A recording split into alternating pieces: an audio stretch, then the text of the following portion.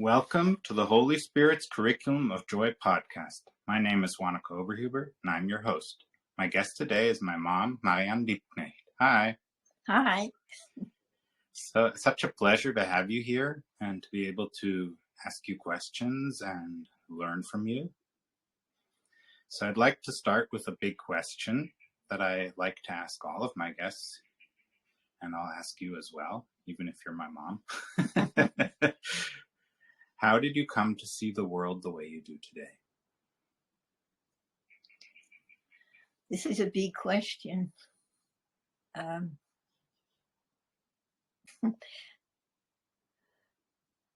think my life is long enough that I can have a kind of picture of whatever has happened since many years.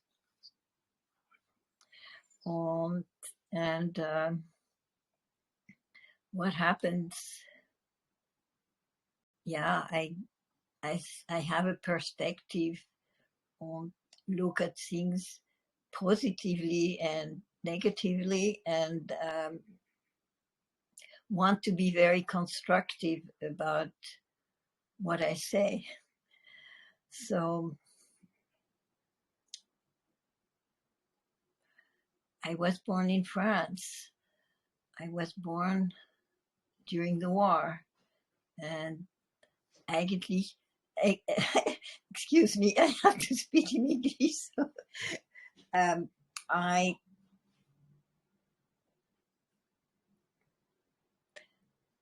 think that I have been in many different places where I lived. First in France, then in America, in Austria. These were the three places where I have spent quite a bit of time, and it was really fascinating. Different cultures to meet, different people of cultures to meet, to see how people are different in the different countries. And now, after, I can say that I'm a person who is very multi-interested. Many things there's hardly anything that does not interest me. So the way my life went is that I have 4 children. They have taught me quite a bit. So I have the experience. My children were in a Waldorf school that was also giving me a lot of new insights.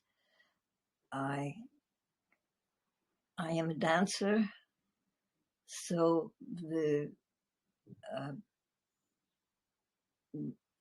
everything that has to do with health and is very important to me.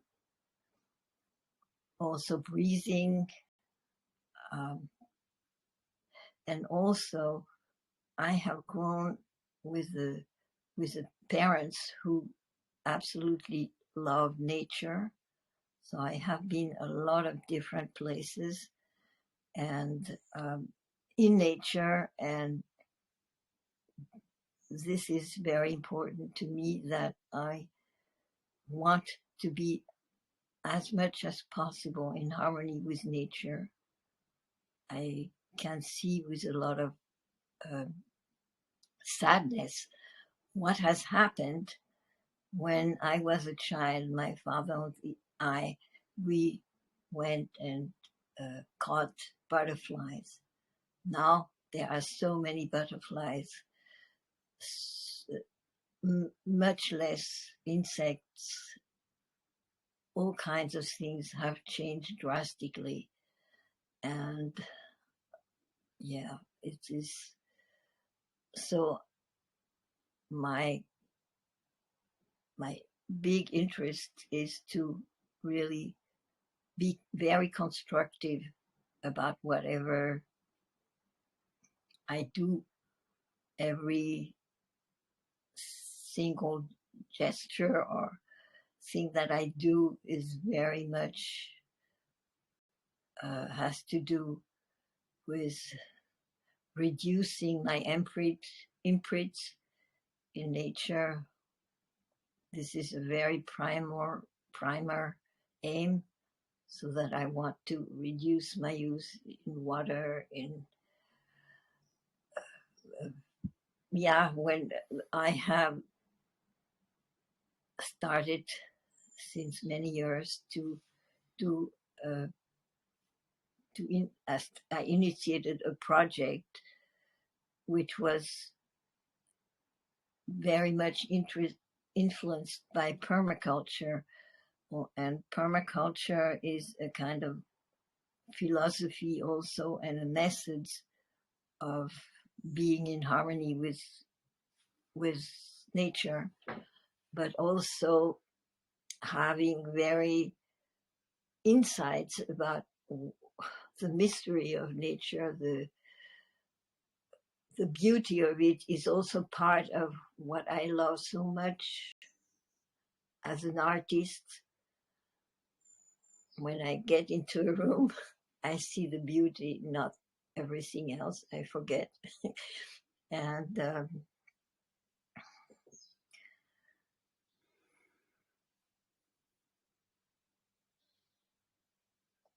it's very important to me that my life is devoted to things that make sense, that have an ethic to it. And humanness is also very important. Um, now, I don't know the name.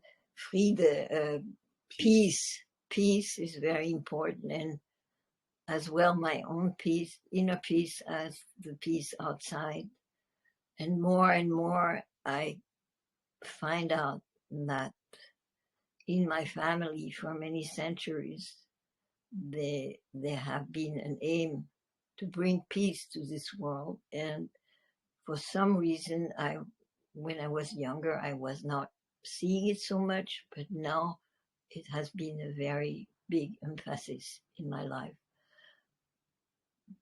As well in myself, in my family, with other people.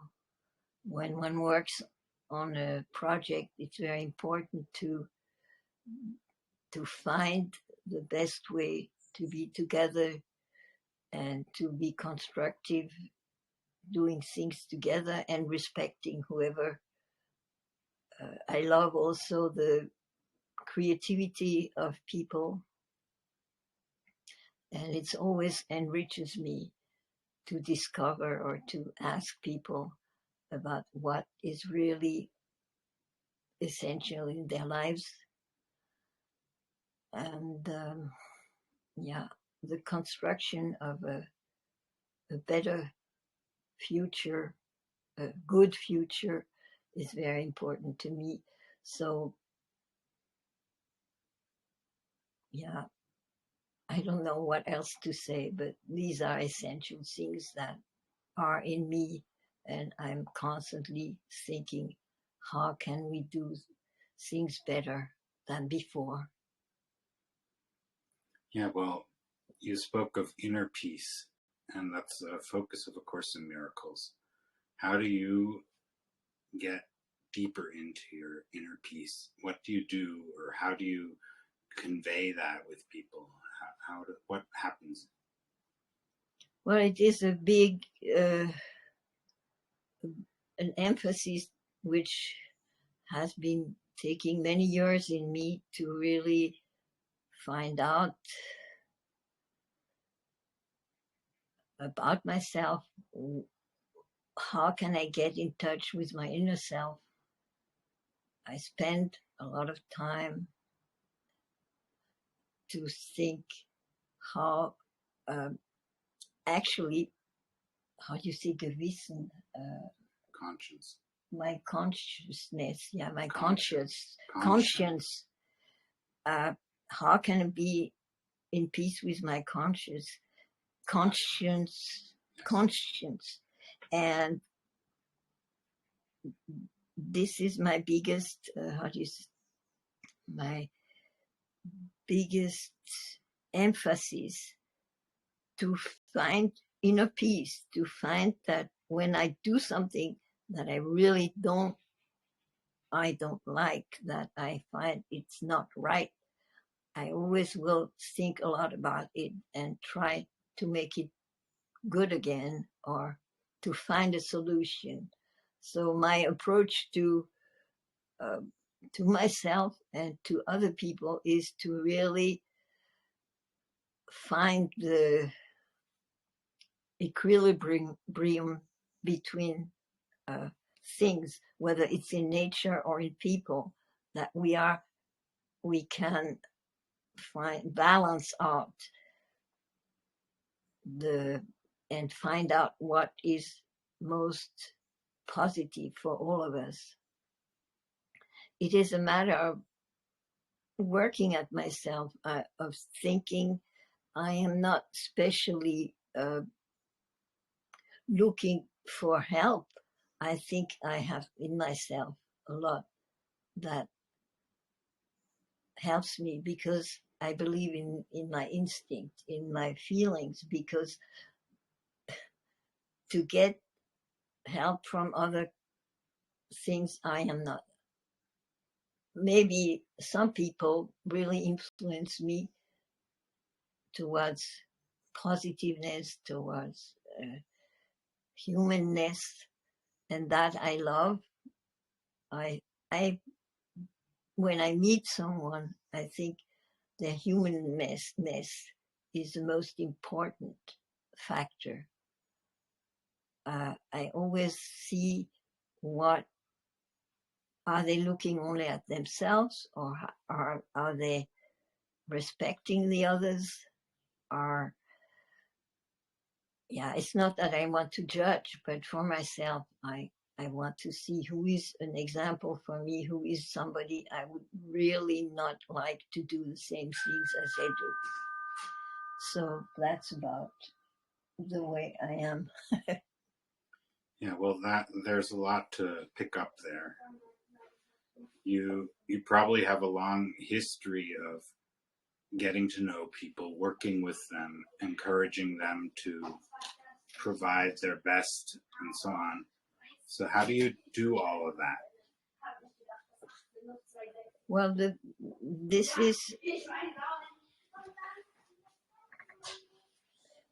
is a process to get to know somebody, to appreciate what their inner wish is, what is in them that they would like to bring up. And it's very fascinating, because everybody has something that is very important to them. But it's very difficult for many of them, of people, to really discover what their most precious, original thing that they have to bring about in the world, or amongst others. It's not always clear, especially when one is young. And I think it's very important that we all support each other in the best that we can do, in the highest way, and that is, of course, an act of love also. When one is interested in other people, it's it's the beauty of the other people that I love to discover. And this is a long process. I always try to, this is my first way of meeting a person, to see what they are all about, what they love, what is their precious self. And this is the first approach. And then the next is, what do we have? What is Verbindung? What is in common? and I want to do it in a very broad way, because we have many groups, many people who want a change. A change. How should it be? And they are really feeling that we can do, all of us, or many of us, can do things in their own area. And then there are people who can do other things, but in a much larger scale. And definitely one of the beginnings is to do things around us, which are really being in peace with their neighbors, with their friends, and so forth. It is work. It is time to really, one needs time. And one of the difficult things nowadays is that many people have so much stress in their lives that they don't have much time for to spend on what is most important, their humanness. And yes, this is very important to me. Another way. Yeah, and how do you give the people an example through what you do?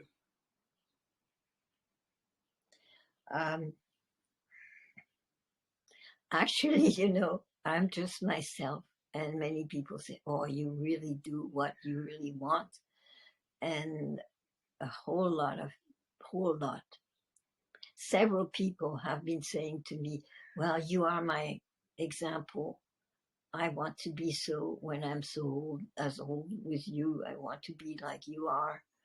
And I don't know, and many details of my life that I'm not interested in much comfort. I'm not interested in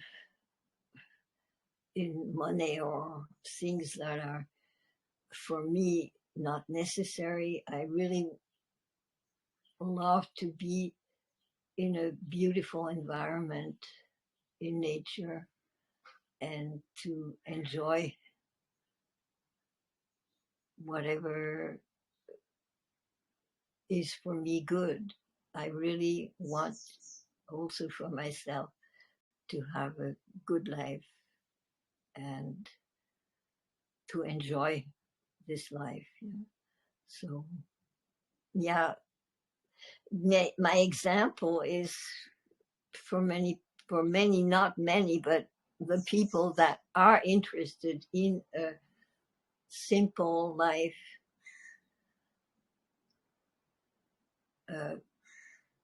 they like to learn from me or to hear from me, whatever they would like to achieve also in their life. And I hear, of course, from other people what they do to have a more harmonious life. And this is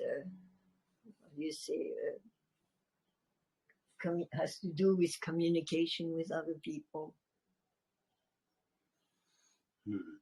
When do people open up to you? When do they tell you what their deepest joys and their strengths are, and so on?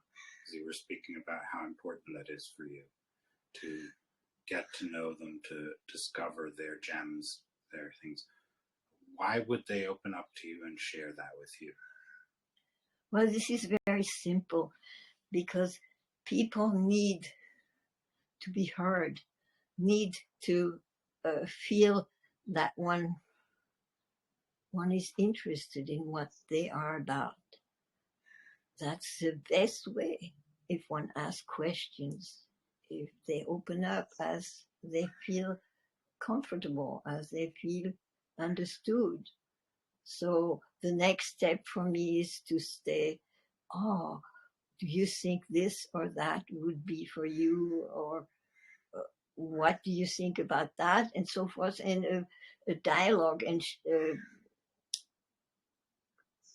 happens, which is very beautiful, because as we go, there's a process of, in a way, of growth, because we are helping each other. I discover new things that I may not have thought of, and they discover other things when I ask questions and my interests.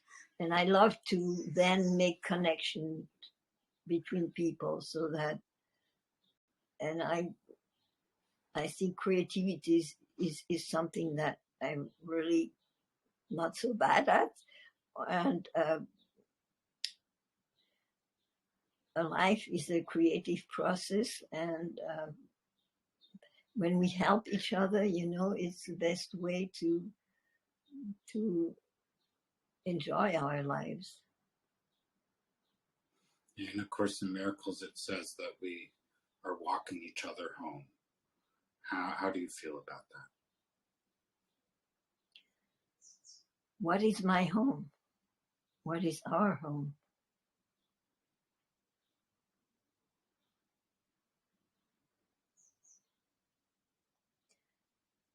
I guess it's very individual amongst people what they find, what their home is. For me, it's my consciousness. It's my aim, which leads me all the time. So your home is not your body.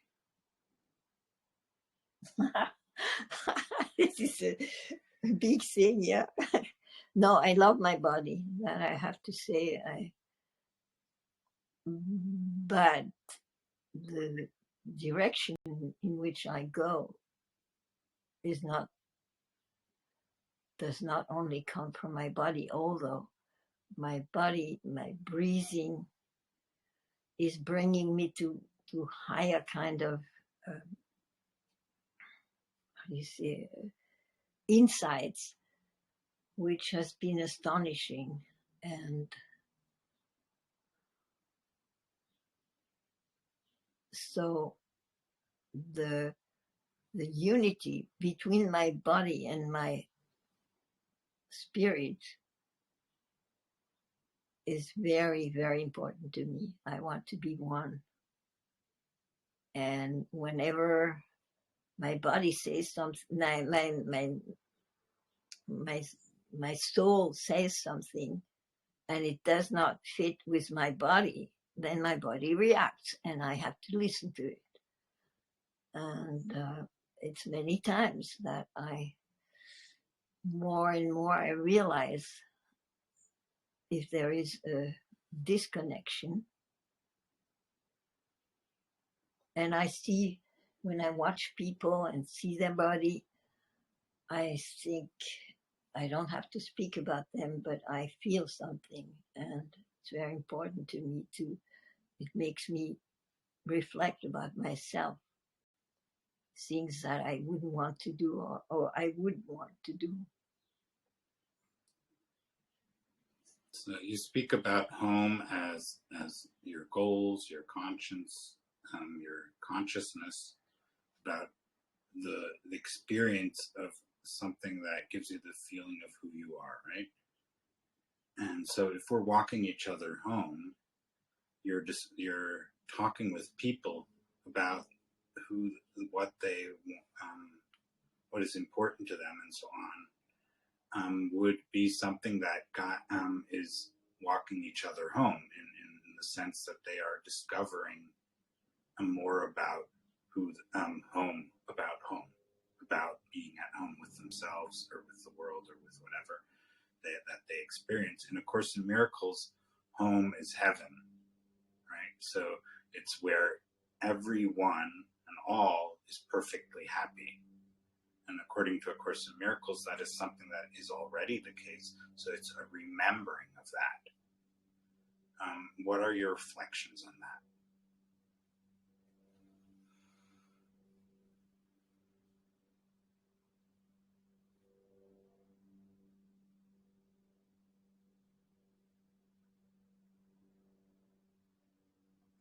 I always think that we are all capable of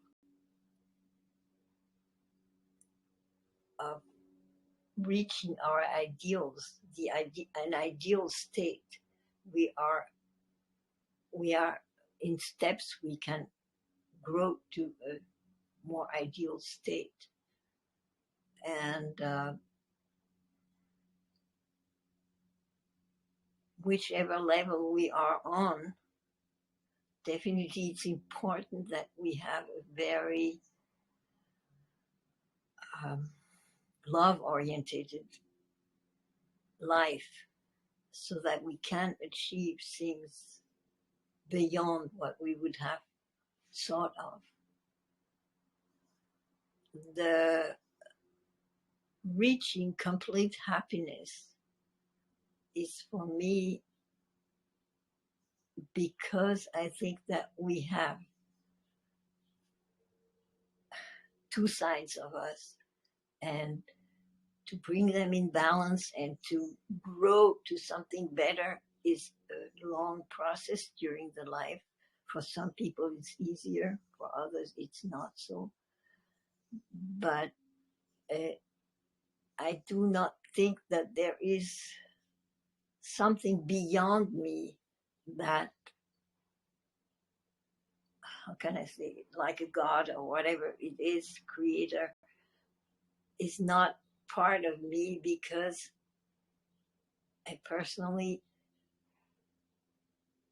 think of the totality of the world, of everything that surrounds me. And that's very important, to be, as I say, ganzheitlich, how do you say that? Holistic. Yeah, to have a holistic way of the world, which means that everything is connected with everything. And it means that one respects all the transformations, one sees all the transformations that takes place in the world, all the cosmic influences, that one has a whole perspective of this world where we are in. And this is, I think it's very important that we don't think that we can, as human beings, act the way we want, the way we would like it, because we want to make fruits better, we want to make many things better. But I think that if we are not in harmony with the order of the world, it can very easily be completely destructive. And these are the forces that we want to control as human beings, that are not going in the right direction. It is not bringing us further. We have to watch out about perspective in life, which is very materialistic and which does not take care of all of the whole thing, of the whole world. It is, and also, of course, we have to realize that we don't even, it is a mystery, this whole world. It is so big, and we as human, we can only observe as much as we possible, and we can, I like the world. We are guests on this earth, and we are not the ones that can say how the world order is. And of course, in Miracles, it speaks that we got into this predicament by thinking we could do better than our Creator, than who we are. But we can't be better than who we are. So this got us into a conflict that created this experience of separation, right? Because that is a separating thought. And I think you were expressing that changing our perspective and joining rather than trying to do better than, but seeing things as completely capable already as it is changes everything. So would you like to expand on that?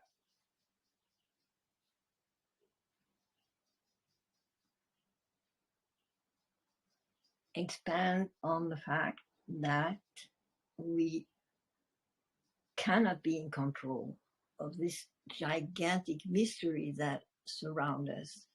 We can only respect it, work with it,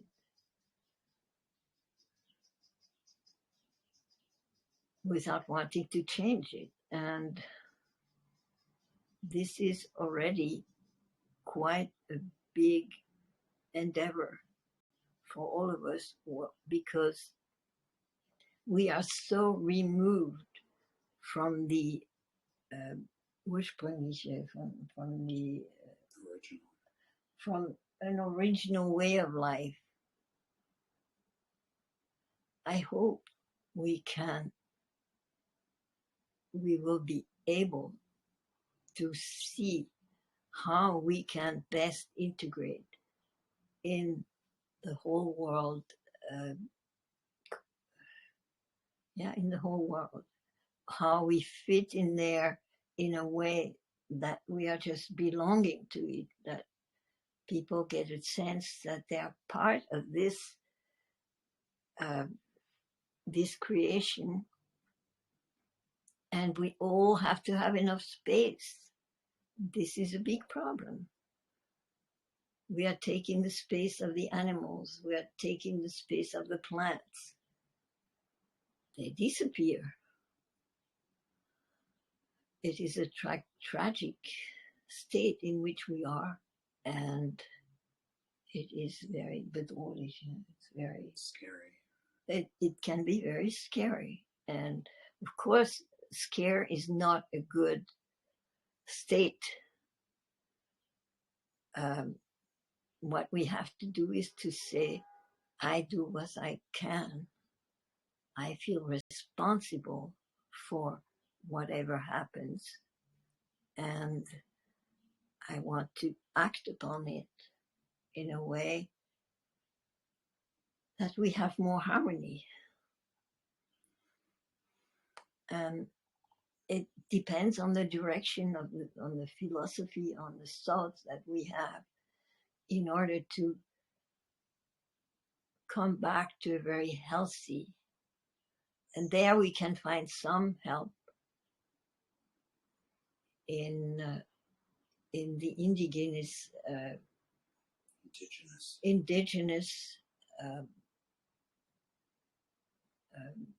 organizations or groups, which have been this for many, many years, and they have this close connection with the whole, and they know when they take too much of a resource and don't leave enough so that it can regenerate itself, they are in danger. And it's the same in many other ways, so we have to watch out not to have too many things that we should not be so many. I agree with that. But to reduce the amount of humans with so much light, so much pain and struggle is not the solution. The solution is really that people realize and work all together to very constructive ways of healing ourselves and the world. Yeah, this is a very big topic to unpack. We think of everyone as holy and whole, and has their special function according to that's the way A Course in Miracles words it. Everyone has their special function, so everyone has all the space they need to thrive. And so how do we unpack that in our experience? Because we tend to reduce that and say we don't have the space, we can't live the lives that we are meant to live, we cannot be who we are, we cannot respect who we are because there's so many demands on us and this and that. How do you support people in that process? I initiated a group of people, or how do you say, a project, which means uh, life's worth, or how do you say, Lebenswert Gemeinschaft. So as a Qualitative lives community or something like that. Yeah, might something. be a correct translation. Yeah, and there are many people who Quality lives want to change their lives in a way that it has a meaning, a deep meaning. And I can see, in order to really do what one would like to do, it's not always easy. One needs courage. One needs to stand to one's own beliefs and to stand to beliefs that are good for the whole world. I mean, for all of us and for the world. And this demands not only time, but real courage. And several people I meet are completely changing their lives. They don't want to have the same work, the same job. They take out their children when they see that their children are in danger of, because of all the things that have been lately, because of Corona, we are forced, and this is something that is very, for people who really have the courage to leave a kind of situation where they are forced and they cannot freely. So one of the things that really people need or would like to have is their freedom to decide what they want in their lives. It's very important, and we are in a time where it's getting more and more difficult. And I see changes, and it's the freedom of the people to see what is good for them, also for the community, and how can they escape to be forced to do things that they really don't agree with. So many times it's a chance when people realize that they can do something, but it is very hard.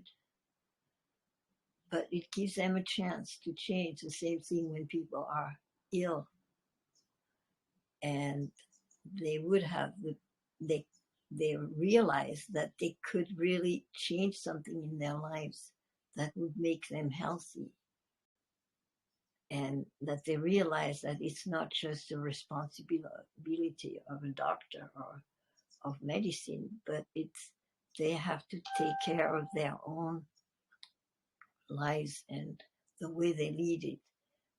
It demands a lot of courage. Yeah, it's certainly something that many people are not used to, right? To making their own choices and coming from a place of knowing or even daring to follow inner guidance. And no matter what you call inner guidance, and of course in Miracles, the positive or the guidance that helps you to remember who you are is called the Holy Spirit. But that's not the point. The point is, what is, how do you grasp it? How do you open up to that? How do you let that into your lives so that you can actually walk a path in which you are remembering who you are and therefore in greater harmony with your experience? So you are asking me how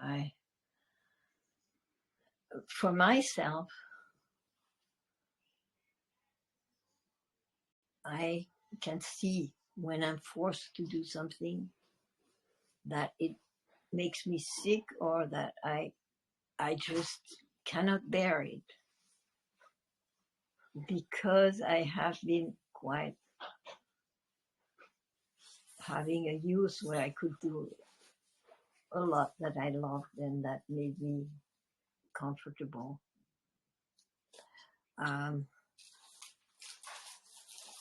For other people, they need,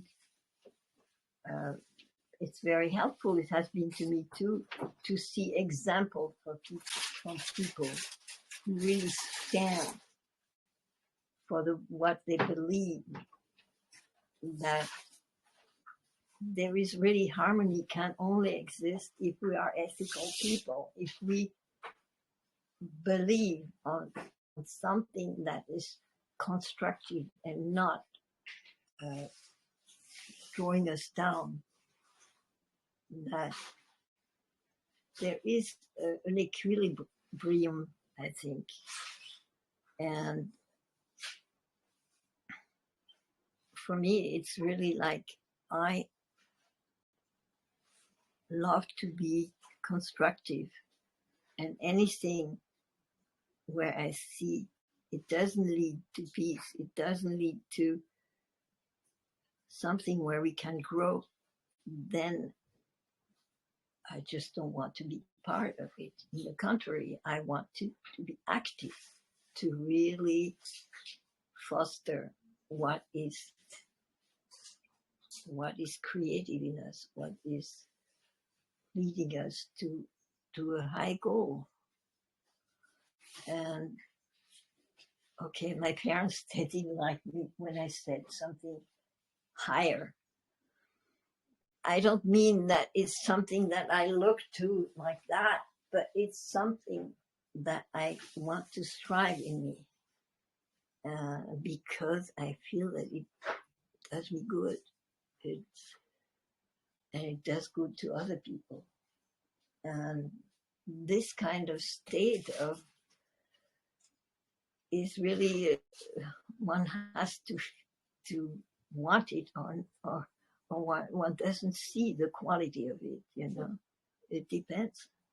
Many people want to have profit, want to do something, whatever it does to nature or to other people. And I don't know when that can be changed, but all the people who want to change, they have a chance now to get together and to have similar goals for the future, for now, in the future. Yeah, there's a lot to that, because there's a tendency to, when you decide, okay, this isn't good in my life, this is something I don't like, right? To start feeling unfairly treated and to guilt trip others and oneself. How do you proceed and let that go? Because that's all about forgiveness. And of course, the Miracles is all about forgiveness, remembering who we are, and letting go of judgment. And judgment is a sense of guilt, feeling guilty or making others guilty in your mind. How do you proceed so that can be let go of? Because otherwise you start attacking each other or yourself, or in other ways. That's what brought you to the place in the first place where you were unhappy.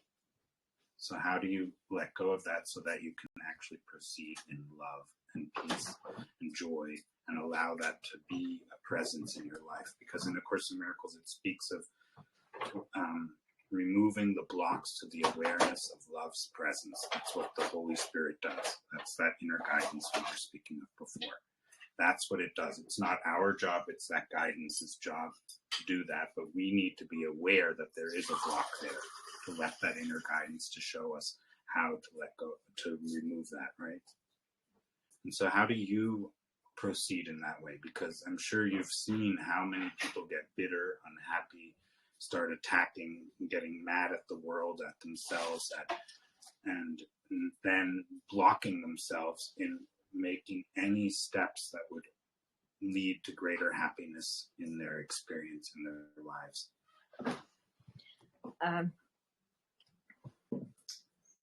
It is a very complex matter, because one has to go back to the way people were born, the way what they had to deal with as a baby, as a child, when they grew. Lots of light, lots of pain they have gone through, and many times one sees that a person who has been maltreated, for instance, in their childhood, or didn't have a father, or didn't have, they have to go through a lot of personal healing before they can take care of all the other matters in their lives and in the world. So this process is, I think we are in a time when there are people who really help, those people who really have so much to deal with. For instance, I met a woman, she helps families where the children have been taken away from them. And she said it is so rewarding for her to help in a way that they respect the people, but they show them how they could do differently. And I think it's really a matter of giving examples, of saying many times, look, you're doing it this way. What about doing it that way? And that way means that one gets out of the judgment, and for that, one has to give love to those people. One has to give them respect. One has to sort of give them an awareness of what could function better and what does not work, It is, but we are all not all so traumatized. Other people, they have just a way of life that they want to have a car, that they want to have a lot of things, and that it makes, for them, that is luck, or that is Glück,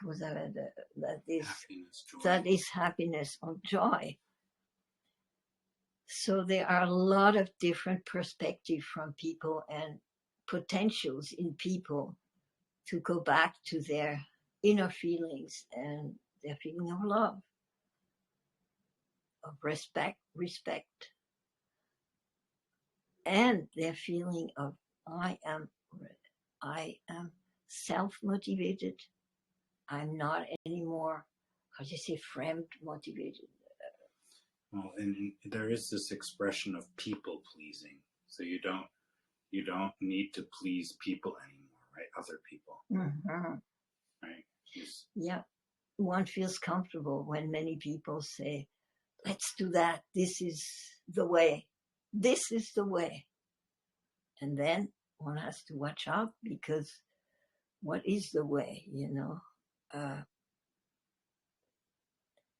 how can I get in a way that is really respecting some kind of harmony, some kind of peace? And this is not always, evident to people. it takes many years to get to this. I have not always been the way I am. I was always many times judging. And when I was about 50 years old, I certainly said to my children, I had moments where I was like a fury and I hated everything. And suddenly I realized, actually, this is a time when I have to be quiet, when I need to be by myself, when I need to say to my children, look, I'm not feeling good. Let me be by myself. And they understood.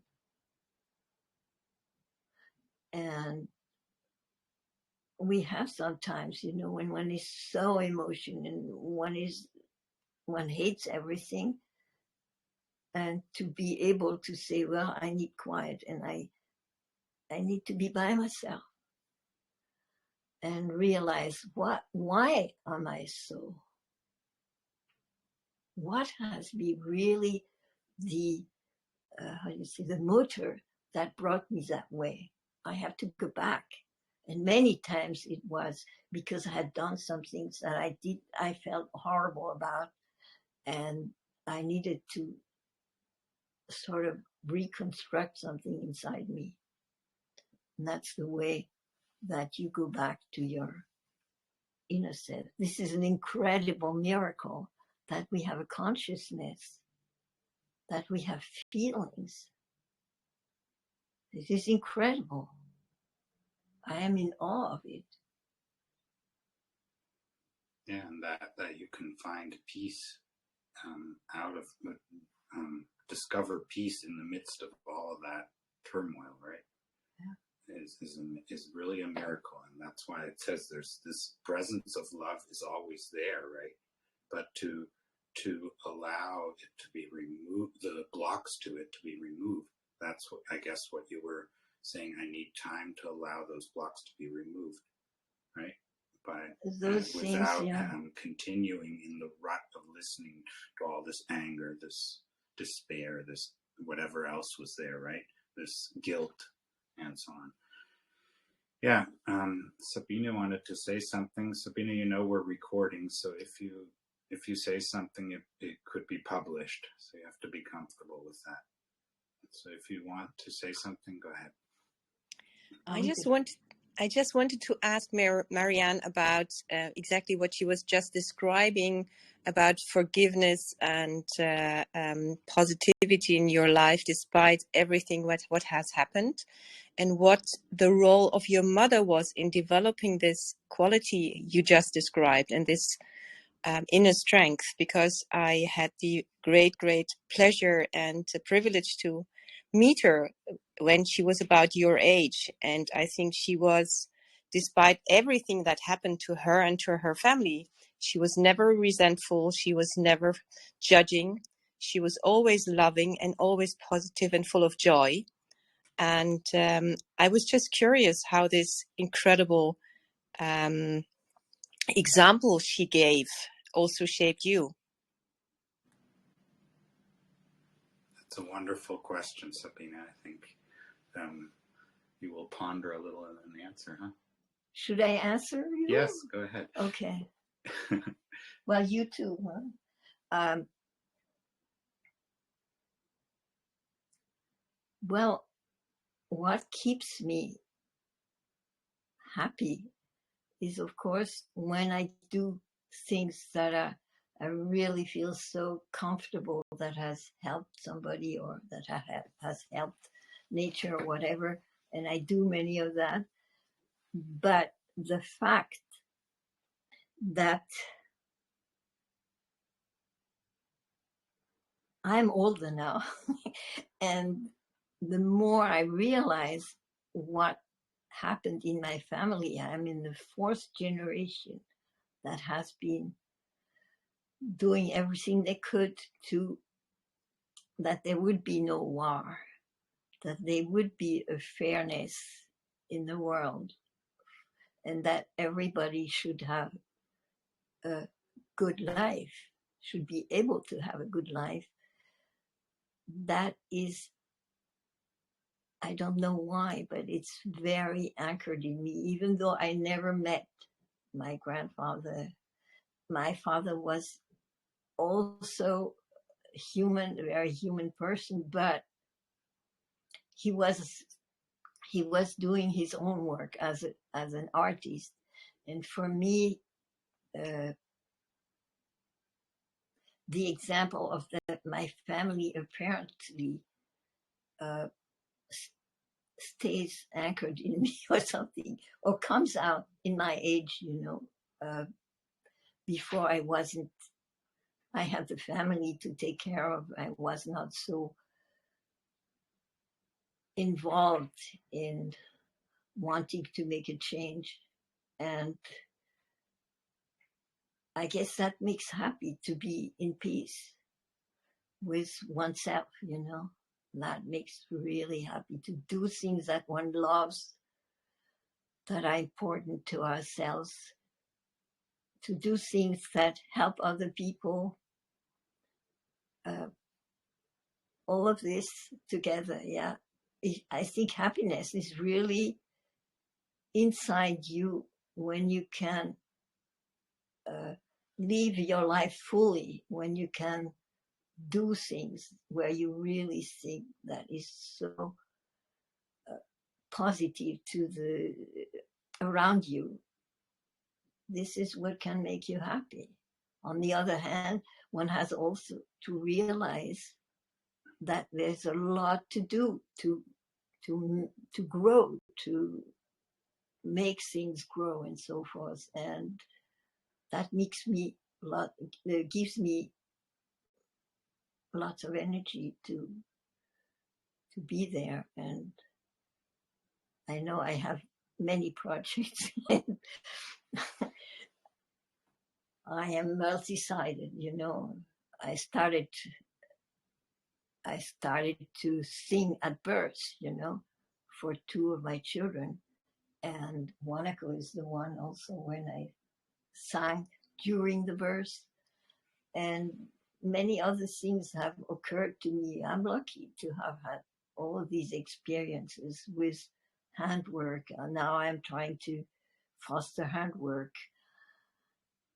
with all kinds of things which help people, or which are part of things that people love to do and which are not much anchored in the regular life. It's not handwork. That's the direct translation from German. It's what trades, the trades, the original trades like carpentry and so on. And right. But handwork as well, of course. Handwork in English is just the stuff like knitting and crochet. That's and true. So I have made it. Yeah. So you mean the trades as well? Well, yeah. So yeah, to speak about my grandma, yeah, she certainly must have made a conscious choice to love people, and she made that choice again and again, even when there were things that could have led to her distrusting people or stopping to love them. So that obviously was a conscious choice of her, and she chose that in the light of what she had experienced, which, as we all know, she went through the war and had all these horrible experiences.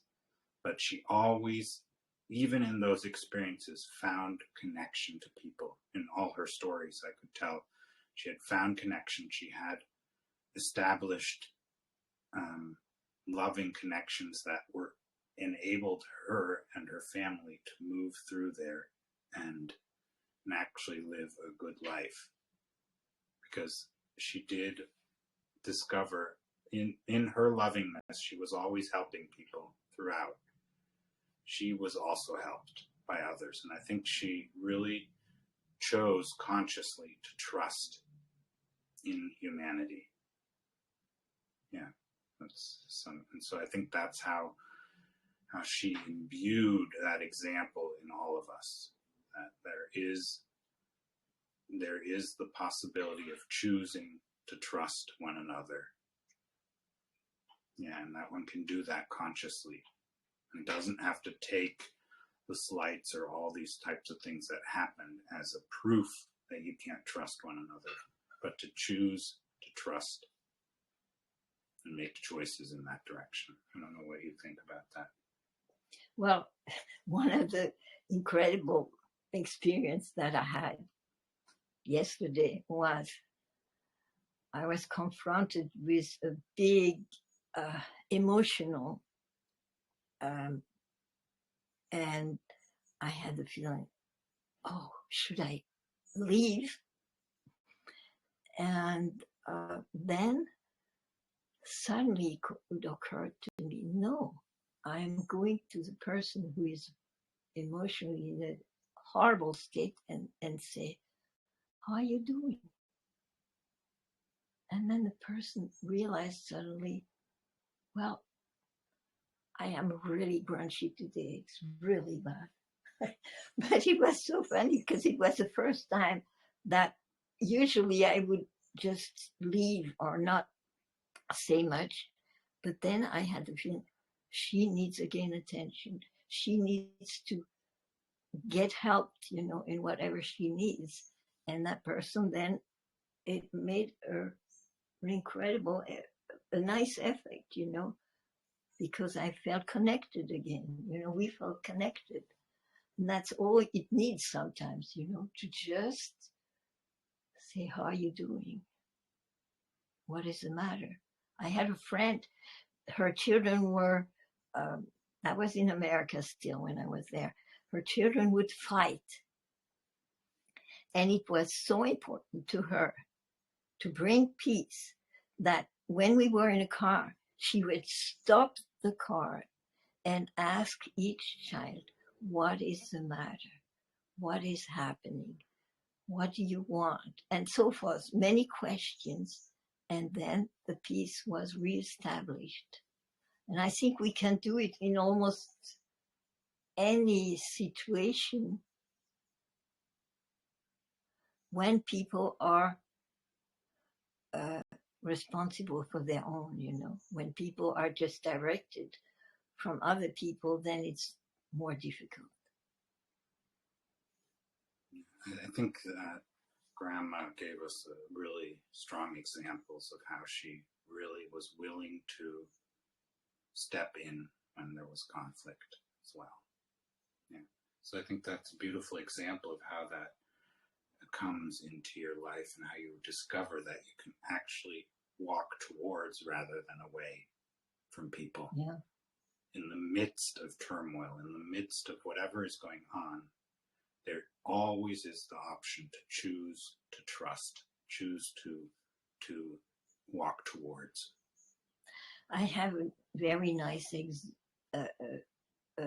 wonderful example of my grandfather. I haven't lived through it, but I was told he was fighting. I don't like the word fighting. I'm really trying. He said he was totally against the First World War, and he did everything he could to avoid it by not voting for the finances for the First War.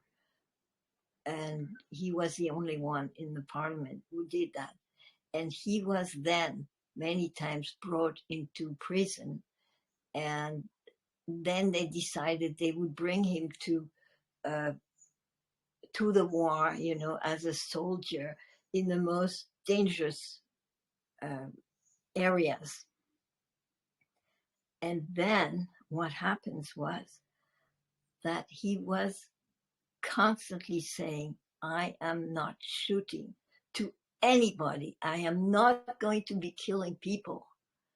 And what happened is that his example was so strong that the others, became motivated not to shoot, at others. And then they took him away from the place because they thought it was better he would be back not fighting. But it's an interesting example of how you, with your moral stance, how one can really act upon the other people who haven't realized that this is possible. I hope that answers your question, Sabine. Thank you. Yeah. So let's go into some other subjects. Let's see. So you spoke about singing at birth and how that transformed your experience of the birthing process. Would you like to share a little bit why that helped and what that changed in your experience and how that could be helpful for prospective mothers or people who are in the process of moving towards birthing?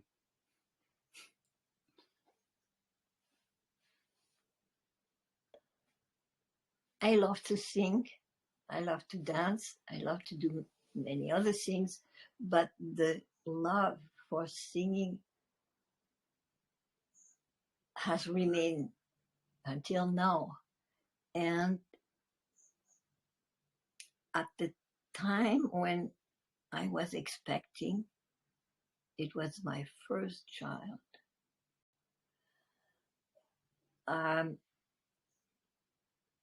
I was, as an artist, dancing and singing on stage and making experiments with my voice. And somehow I must have heard people had music at their home births. And that inspired me. And I thought, well, I want to sing, and I will sing my favorite song, which was at the time Summertime from Gershwin. And really, when the time came, I did some experiments or some tryouts to breathe very deeply, which I had examples in yoga. They call it pranayama, and it was very powerful to me.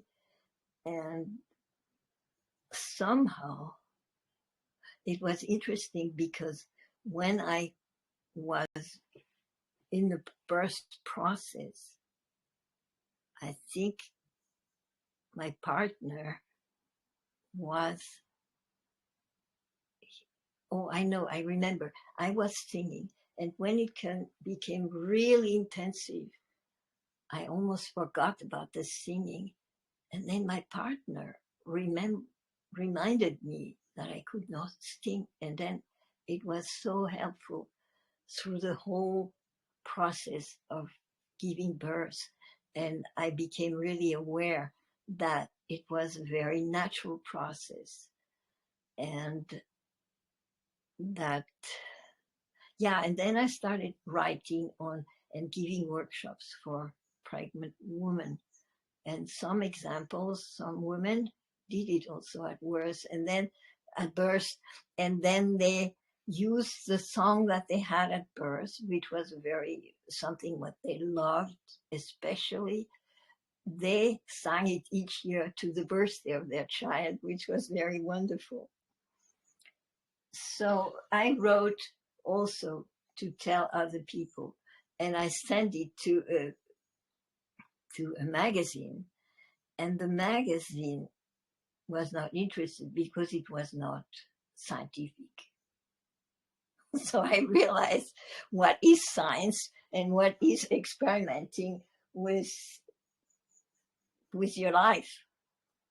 So it was interesting, and so that was the final sort of things that I did to proliferate it. It's a little strange to say it's not scientific.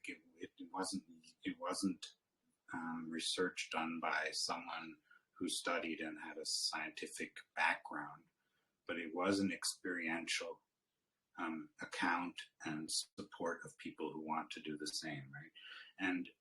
And if you want to go in deeper into it, there are cultures which have the women, for instance, I just read about it, would have a song that they developed before they even conceived a child for that child. And that would be sung at birth and at every birthday and every time a person forgot who they were, their strengths.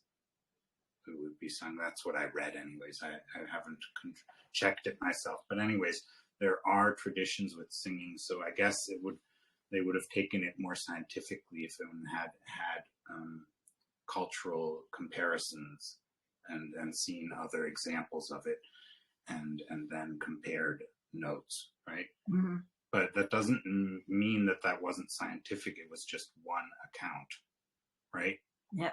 And then examples from people who had followed up on that from your workshops and so on.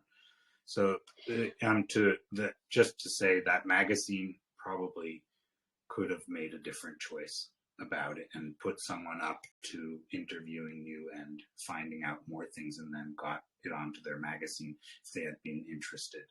So don't give up. If you had wanted to submit it to other magazines and so on, there probably would have been one which would have said yes, right? But we don't know. But I think it's great that you submitted it to a magazine and attempted to share your knowledge and your experience with them. I wrote that way. it down. How old are you? Why do you want to know my age? No, because it's that time. How long that time is ago? It's a long time ago. Let's just put it that way. Okay. Yeah, so that's a beautiful thing that you were supporting people to sing at birth. But what I wanted to know is, what change did it make for you? Was birth more joyful? Did you have some different experience than in the previous births where you didn't sing at birth? What was different? Well, the difference was that I was home. I was not in a hospital. When I gave birth 50 more years ago, I was in a hospital. They put me in a room where I was all alone. I could not speak to anybody. I couldn't even walk or prepare myself. Like when I was free to walk and to be in nature so the next birth which I had, which was also in the hospital, the doctor who wanted to go for Christmas on vacation, I came to the birthing place, and right away the person who was in charge came with an injection. I said, no, I don't want an injection. What for? And she said, to make it quicker, the birth process. I said, no way. I went back home and I waited until I felt that I was more ready. And then I experienced a horrible thing, which was that the doctor was there. He was replacing another doctor. And he tried everything to press so that I would give birth. And finally, I think he cut me also, which I wanted to avoid from the first time, where they cut, routinely. They did cut routinely. And so these were two experiences which were really bad. So I wanted to give birth at home. And the perspective also of normal medicine, the way they look at a very natural way to give birth, is absolutely something that is can be very traumatic to the children, the babies, and even the women. So my perspective on birth is really totally changed. Yeah, well, it wasn't a cesarean, but it was still cutting you, right? Yeah, it was not cesarean is one other aspect of it, because I hear that in America, doctors make lots of money to do cesarean, and the body of the women in are it is bad to have how do you call it, a wound, A wound. a wound, I still feel it, this wound that they did in cutting me. And the women who have had a cesarean, their the back, the lower belly, is affected. And I think it really helps to work with nature and with one health. That's another point. Yeah, what you're encouraging is to make one's own choices, right, about one's health, and not to leave it up just to the professionals, but to actually ask questions and make your own choices, right? And I think it sounds like you were very courageous to say, no, I'm going home again, and waiting for it to come, right? So, yeah, but I wanted to know, what was it like to sing during the birth process? Because, the birth process, at least as far as we hear about it and experience it, can be very painful, right? Even though it's a joyful event, at least in our thinking usually.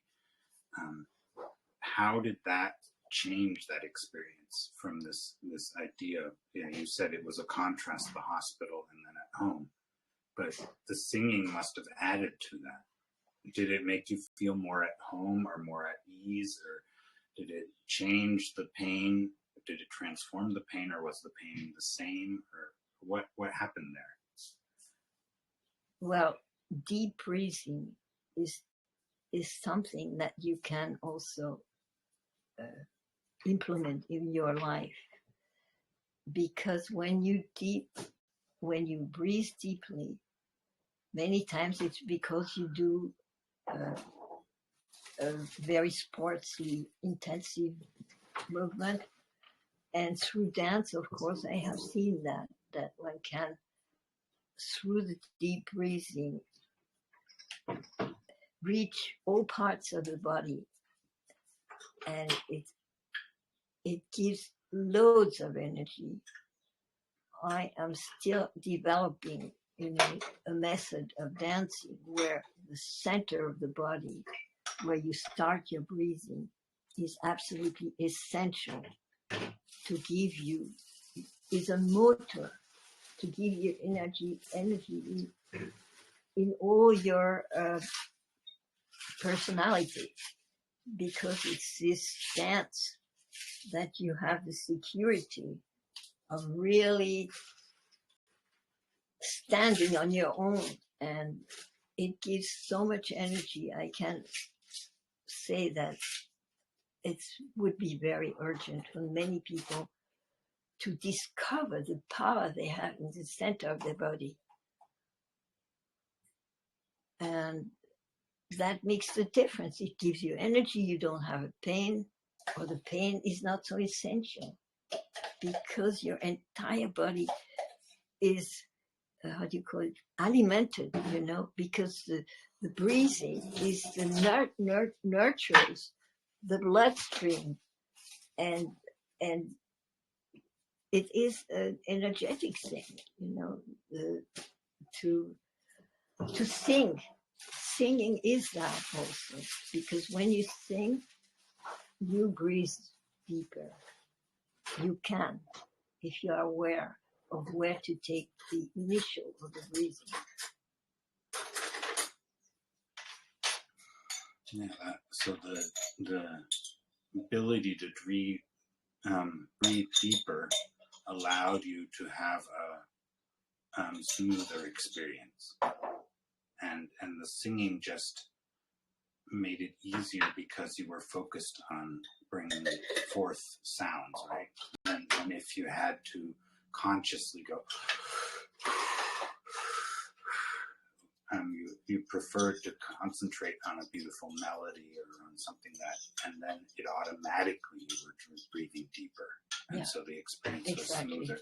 So I guess it's a more pleasant way of inducing the deep breathing than if you have to consciously deep breathe. It's also so much more beautiful. It was a little bit like, for me, it was like the wave. I called it the wave of burst. It was like a wave, that goes down and then up, and then goes down and then up, and it was just very alive, very, and the beauty of it, the rhythm of it was like a bell, ringing. What did you say to the women when they asked about it? And they have partners, right? Often the partner can be there, the husband or the partner or whoever. Would you suggest that they sing along? It could be. It depends how the partner feels, and how the woman feels. Some women, they want to be left alone. Other women, they love when their partner is there. I liked it too. And every birth is different. Every birth is a real creative process, which is amazing, completely amazing. Yeah, that's remarkable. To be aware of how every birth is unique. Yeah. And as we say in A Course in Miracles, it speaks of the special function. So everyone is unique because of their special function, not because they are special. Because we are all equal. We are all infinitely valuable in the mind of God, in the words of A Course in Miracles. So this birth process is also infinitely valuable. Right? If we are infinitely valuable, all our experiences are infinitely valuable. So as I understand, you've grown a lot over life and seeing other people differently. You've changed your mind about people. Because if you're able to ask, how are you, rather than go back and go, wow, you are so mean, you're not.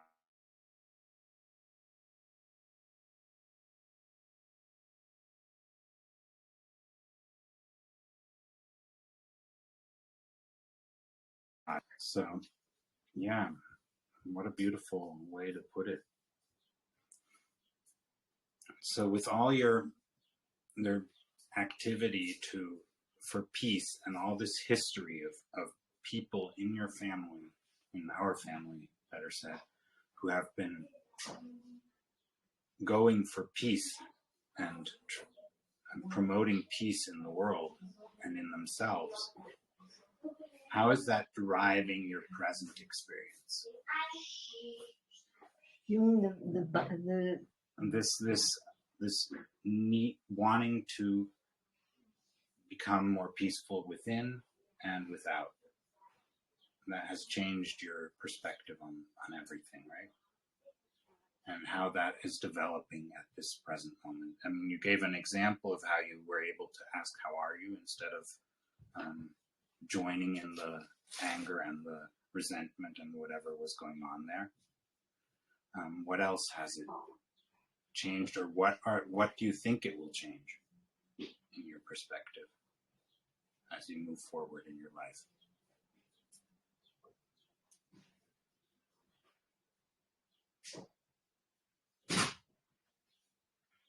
I must say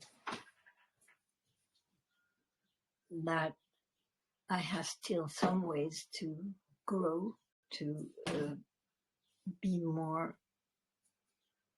flexible towards other people's experiences and ways, because I want to bring forth or bring about projects which construct and where we are all a team, because it is very important in a project to work as a team. And this is one of the most difficult things, I guess, to really be a project should be a synthesis. Do you say that of English? Synthesis? Synthesis, I think so. Synthesis? Okay. Synthesis. And I have always these pictures when people would all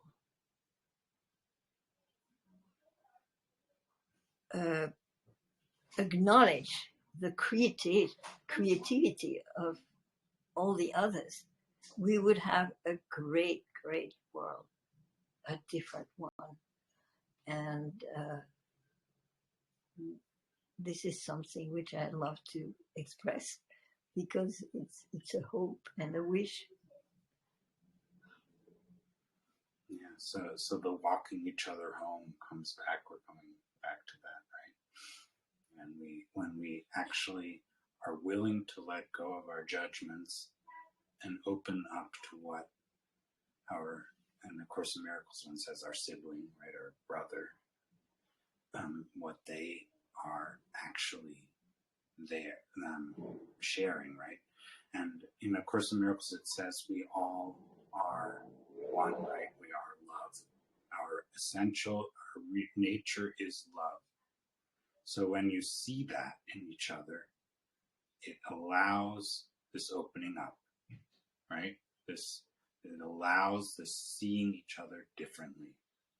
So one of the things I wanted to ask you is this idea that there is another way. That's something that you always shared with us as children as well, that when we wanted to do something, if it didn't work one way, there is another way. You can come up with something else.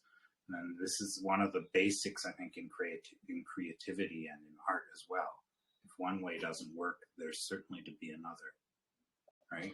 Well, this is it. And to allow that to come into your awareness that there is another way. And A Course in Miracles also was founded from this idea. The two people, the person who wrote it and the person who supported that, they were confronted with conflict in their department. They were two psychologists, and they were constantly having conflict in that department. And so then there was the boss, which was the one who supported the lady when she wrote it later. He was saying, gave this impassioned speech to her and said how he can't believe that this is the only way. There must be another way. And then she said she would help. And that's where the whole process opened up for this book to be written. So what do you think about this? There is another way. So the one way, of course, is the one of conflict and judgment and so on. This other way, I think that's the one you're trying to describe in all the things you're saying about choosing to see each other, choosing to listen to your own inner voice and understandings, and standing up for who you are and what is good for you. Right? I think you're speaking about there is another way. And so how would you put that other way into a few words or into an example so that we can go deeper in it together, because we're walking each other home? I think I have learned so much from my own children, because I saw that this child is so, that other one is so, and again, different and different. There are 4 of them. And it has, and I think people in different lifestyles or whatever, one find out that the best way is to be flexible, to be open, to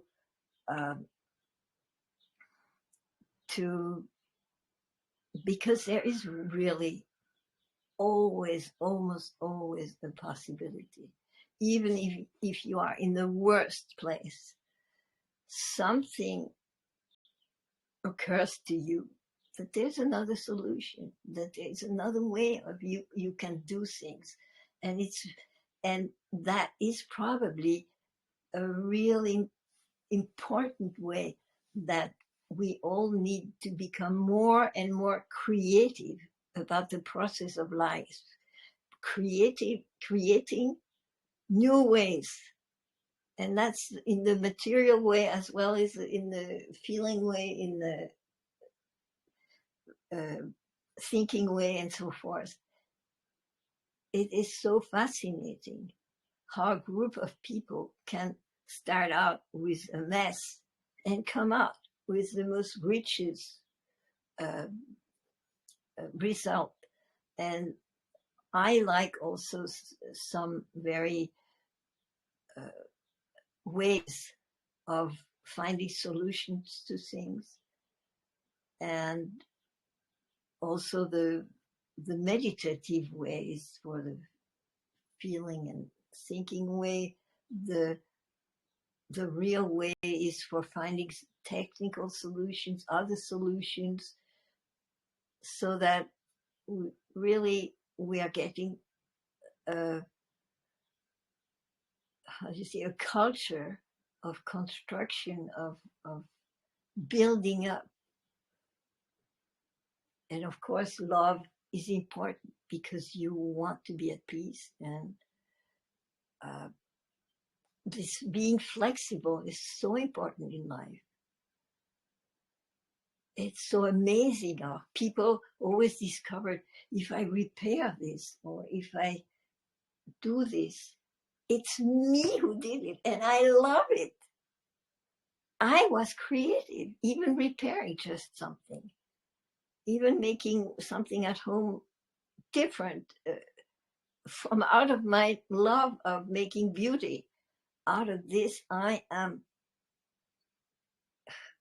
This creative process is really has to be developed and developed and developed. And this is why we need also ways of in for children and so forth, that they can have a lot of freedom, but also examples, and but that this is freedom in a way, to be flexible, to be constructive, to do one's own. Because it is amazing when there is something that has to be done, then there are 5 people, each of them has another solution, and what is the result is that we take the best, or we do a synthesis of the best, and it's so much better than we started with. And it's in love the same thing, you know. I mean, you with feelings of people when they say, well, this, but I would prefer that, this, oh, I have another idea, and so forth. And if you really exchange communication and working together is really one of the most rewarding things that one can do to have a better world. Yeah, so the idea that there is a solution, it's a mindset, right? There always is a solution that is best for all, right? Is always helpful to everyone, right? And is for the best of all. So it's also this idea that everything for your well-being is available, and to discover that, right? To see that, because there's always blocks to seeing that, right? Like I was saying before, this allowing this guidance within to remove those blocks, right? It is, we have seen it from people who are in the Holocaust, who were in a concentration camp. One of them developed a whole way of dealing with life. Yeah, Viktor Frankl. And yeah, in a way, I think the book is called Man's Search for Meaning or something like that. Ah, nice, yeah. Yeah. And what I wanted to say is, I don't know how I am going to be if I see that I am dying, that I work at it all the time and tell to myself, well, okay, I am doing as much as I can now, but there's one day I know, or if there's a catastrophe, it's, you have to sort of be accepting certain things and do the best out of it. And it's not easy. But we were saying, I think you were saying there is always another way. So even in the midst of whatever might come up, there always is another way, right? One which you can have a feeling about. Yeah, it takes a lot of other thinking, other feeling. You have to be very adaptable, you know, this way of being flexible, adaptable. Because when you're struck with something, you know, you have to really be confident, you know, and it's very hard. At first, one is totally crushed. But then to have this feeling, well, I want to see things becoming better. I am so hopeful. And if you don't want, this is what people have to know. I don't want to take care of this. I won't want to take care of this. But there has to be a rest of will, you know, in everybody to really think, now I have to really switch. That's my last chance. Yeah, in A Course in Miracles, it says you can only take so much pain, so much thing, and then there is the point where you will change your mind. So one doesn't have to feel bad about not being able to at this point, right? Right. So if there's more devastation, more trouble that you need before you change your mind, it's fine. It's we all are allowed to go through that. But when the pain and the struggle has come to the point where we change our mind, then that turnaround will happen and does happen. So everybody who lets things happen all the time without reacting has to know that they are going to be the loser, you know. Well, it's not in the sense that they're a loser, but in the sense that the day will come when you're able to make a stance, right? If you can't now, the day will come, and it's okay. But and yes, it is painful, right? Not to stand, to be there for yourself, right? Of course, like you said, right? And that is where you're losing. It's the guilt because you feel bad that you haven't done anything about it. You blame others for having invaded your whatever, right? Being unfair or whatever. And of course, in Miracles, it even has this thing where it says, beware of the temptation to feel unfairly treated. And also, it also has other things where, was it? Yeah. Do you want to be right or happy? So, yeah, in that sense, I think we can conclude today, right? Or do you want to add something? Well, I wanted just to say that it is very unpleasant when things happen that you really feel they are not right. And if you imagine the consequences of it, you know, then you can maybe get out of it, you know, and not let go of what you don't want. So I'd like to thank everyone for listening, for participating, for joining us, and joining us in this exploration of being human and walking each other home. Thank you so much. We Thank send you. you our blessings and our love. And please choose to review the podcast, subscribe to it, and spread the word. Thank you so much. Thank you, Monaco, to have done this. You're welcome, Mom.